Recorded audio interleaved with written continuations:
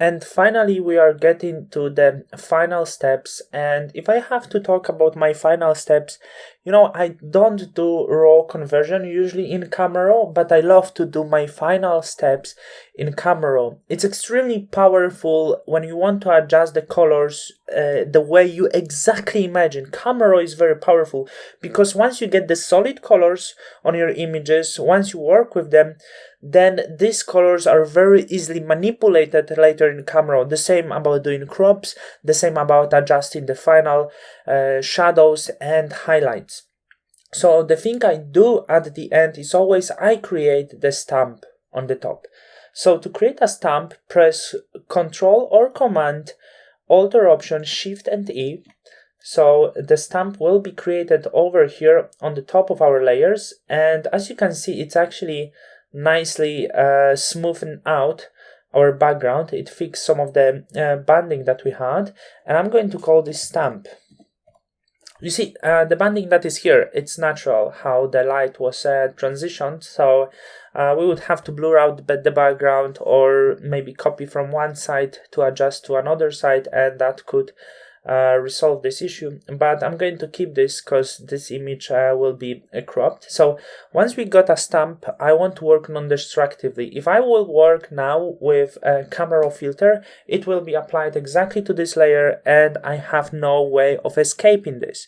But I want to apply this as a filter. So I'm going to hit Control and hit on this layer. You can just hit right, but of course we're working on tablet, so there will be Control and hit on this and then convert to smart object. So thanks to this you can apply few of the different effects, whether you need to liquefy your image. Also you can apply over here into the stamp, so that's why it's so powerful. It's taken a while because it's a really massive image. And okay, we created a stamp. So then I'm going to filter and camera. Before I do this, I want to just see one thing about the hue value of my background. So to do this, I'm choosing the brush.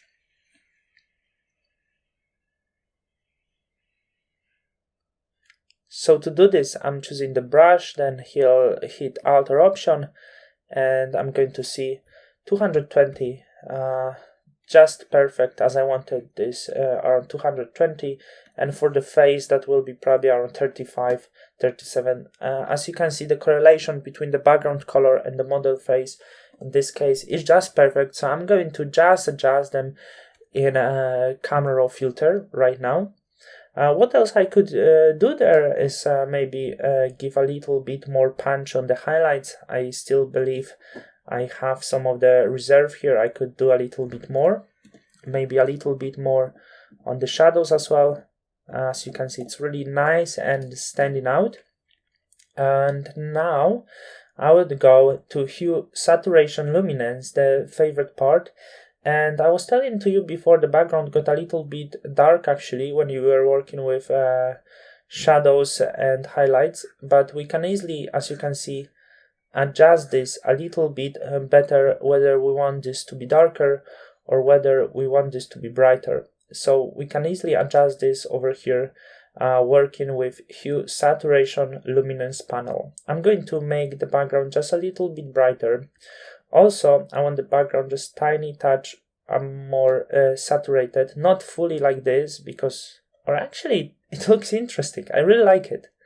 Let me know what you think. But I really like this sort of blue color, especially when I know it will be cropped. But we're going to see. And maybe a little bit of the aquas. I want to adjust a little bit of the blues. And I would stay with this because it's matching the other projects, you know. But I like to just do different things. So if I would like to experiment, we could go a little bit more into these cyan colors, which is also really suitable for this image. And for sure, it's eye-catching for this. But the hue, I don't want to change hue that much. I feel it's really perfect hue that we achieved over here. For the aquas, we could actually change the aquas hue that we have over here and then adjust the blue. So we could get better match between this area over here that is in highlights and the shadows. So as you can see, let's go back and I'm going to compare with you. We can clearly see which area is more blue and which area is more aqua. So for sure the shadows over here have more aqua color, which I could go with this more into blue, and the purples, like instead of going, as you can see, this area are more purple, and here I would go a little bit more into the cyan colors. So you could go a little bit this way. It's really strong, but we smoothen this out. I really like this.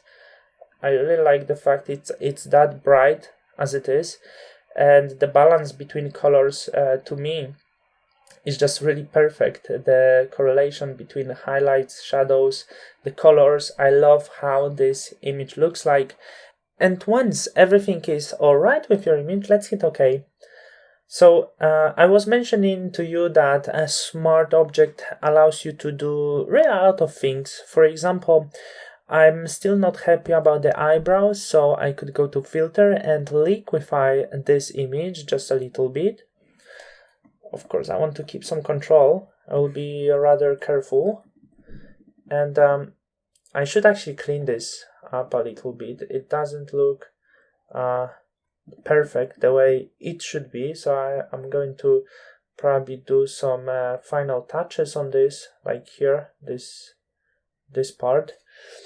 But we can for sure with Liquify do very tiny touches of the, like, to shape, to give to the image a little bit better shape, especially on the eyebrows. It's her nature, so I'm not going to take away what's on these eyebrows. I just want to adjust this a little bit better. You can of course adjust her cheekbone if it has some wrong structure, but I'm really happy with what I have, and I wouldn't change this if not the fact I would like to show you how you can work with the certain tools.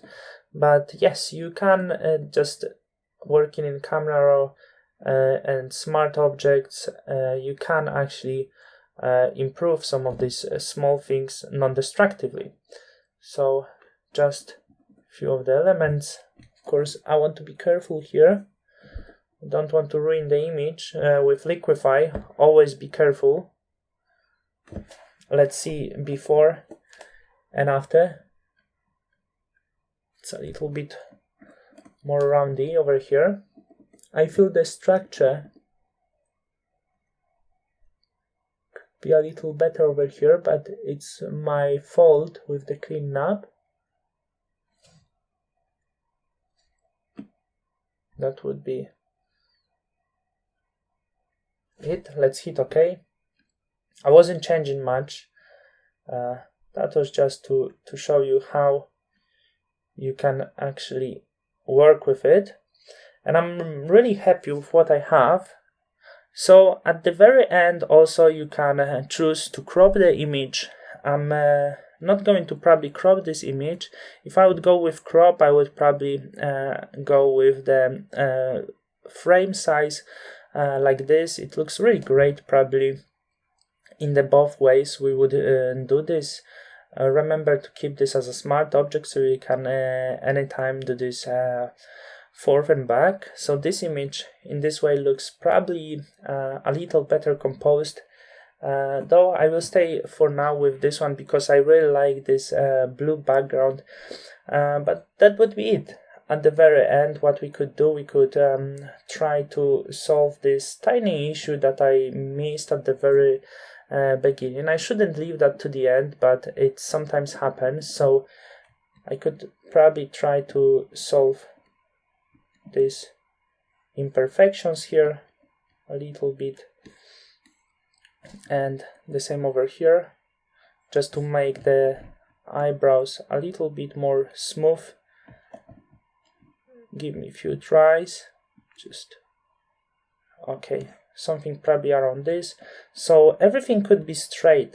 And Also, we can add a little bit more noise, but I prefer to keep this image as natural as it is. It looks really beautiful. It was just a pleasure to working with it, and I hope you enjoyed this the same way as I did, because it's just a pleasure to work on images like this one.